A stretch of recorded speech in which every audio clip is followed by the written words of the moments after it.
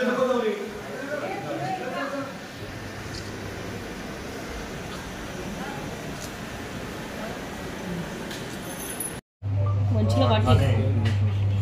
पथकाकडे एक कंप्लेंट आली होती की एका कंप्लेनंटना एका मोबाईलवरून कॉल आला होता, अननोन मोबाईलवरून, आणि त्यांना अर्वाच्य भाषेमध्ये शिवीगाळ केली होती। त्या अनुषंगानं अँटी एक्स्ट्रोजन सेलचे सिनियर PI मालोजी शिंदे साहेब, PI करमाळे साहेब, PI वनिता पाटील मॅडम आणि त्यांची पूर्ण टीम यांनी त्याच्यामध्ये इन्व्हेस्टिगेशन केलं। त्याच्यामध्ये आपण गुन्हा चितळसर पोलीस स्टेशनला 732/24 दाखल केला। याच्यामध्ये सेक्शन 504, 506, 509, 420 याप्रमाणे गुन्हा दाखल केला।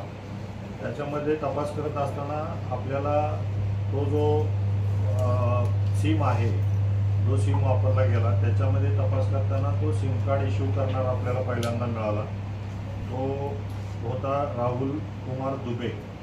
राहुल कुमार दुबेनं हे सिम इश्यू केलं होतं, परंतु जे सिम ज्याच्या नावे होतं त्याच्या नावे त्यानं डुप्लिकेट सिम तयार केलं होतं। एक सिम त्याच्याकडे होतं ओरिजिनल ज्याच्या नावे इश्यू करायचं होतं, आणि दुसरं सिम यानं तयार करून ते सिम एका कॉल सेंटरला दिलं होतं। आणि ज्यावेळेस आपल्याला राहुल कुमार दुबेला आपण आयडेंटिफाय झाला त्यावेळेस त्याला आपण ताब्यात घेतलं। ताब्यात घेतल्यानंतर असं लक्षात आलं की याने जवळजवळ 25 सिम कार्ड असे तयार करून हे एका कॉल सेंटरला दिलेले आहेत। आणि हे एक आपल्याकडं सिम कार्ड घेण्यास इश्यू करण्यासाठी जर आलेला आहे, त्याला काहीतरी सांगायचं की तुझे थंब इम्प्रेशन बरोबर आलेलं नाही, आणि परत थंब इम्प्रेशन घेऊन त्याच्यावर ते कार्ड दुसरं इश्यू करून घेऊन ते कार्ड तसे 25 त्यानं तयार केले होते। आणि हे कार्ड सिटीजन कॅपिटल नावाचे एक भायंदरला कॉल सेंटर आहे जे की लोन रिकव्हरीसाठी काम करते, त्यांच्याकडे हे 25 कार्ड आढळले। त्याच्यानंतर त्या कार्ड देणारा होता जे सिटीजन कॅपिटलमध्ये काम करणारा होता अमित पाठक म्हणून, त्याला पण आपण ताब्यात घेतलं। त्यानंतर सिटीजन कॅपिटलचा ओनर शुभम ओझा म्हणून आहे, त्याला पण आपण ताब्यात घेतलं। तर त्यानंतर माहिती अशी कळाली की हे कॉल सेंटर आहे हे लोन रिकव्हरीसाठी काम करतं, आणि लोन रिकव्हरी हे स्लाइस फायनान्स, कोटक बँक आणि IDFC फर्स्ट बँक याच्यासाठी काम करतात हे सिटीजन कॅपिटल रिकव्हरी एजंट म्हणून। तर अशी माहिती मिळाल्यानंतर आता आपण याच्यामध्ये राहुल कुमार दुबे जो सिम कार्ड इश्यू करणारा आहे तो अमित पाठक हा एम्प्लॉय आहे सिटीजन कॅपिटलचा, आणि शुभम वजा हा सिटीजन कॅपिटलचा मालक आहे।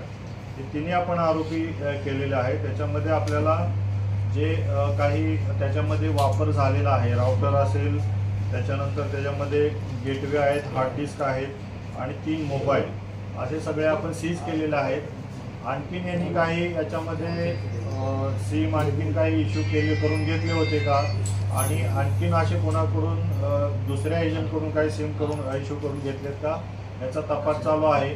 तर अतिशय उत्कृष्ट तपास गुन्हे शाखा खंडणीविरोधी पथकाने या ठिकाणी केलेला आहे, आणि हे SIM card, bogus SIM card आणि अशा पद्धतीने हे लोन रिकव्हरी एजंट आणि त्यांच्याकडून जे कस्टमरना दिला जात असलेला त्रास याच्याविषयी हे सर्वजण अरेस्ट आहेत, आणि आपण त्याच्यावरती तपास चांगल्या पद्धतीने करून आता स्ट्रॉंग चार्जशीट आपण दाखल करणार। मग जो सिम कार्ड इश्यू जो करणारा आहे तो वोडाफोन इंडियाचा एजंट आहे, सिम कार्ड देणारा, तर तो त्याचा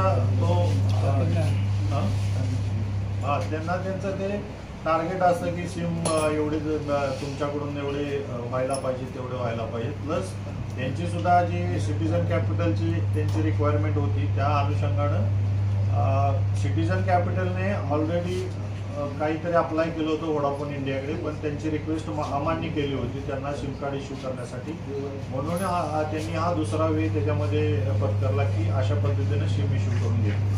आणि सिम डुप्लिकेट यूज केल्यामुळं हा जो कॉलर आहे जो आपण पहिला पकडला याच्यामध्ये, तर ज्याने शिवीगाळ केली त्याला आपण अरेस्ट केलेला आहे। तर त्यांनी ह्याच्यामध्ये डुप्लिकेट सिम आहे, आपण कुणालाही काही बोललं तर आपण पकडलं जाणार नाही, अशा पद्धतीचं बिहेवियर होतं।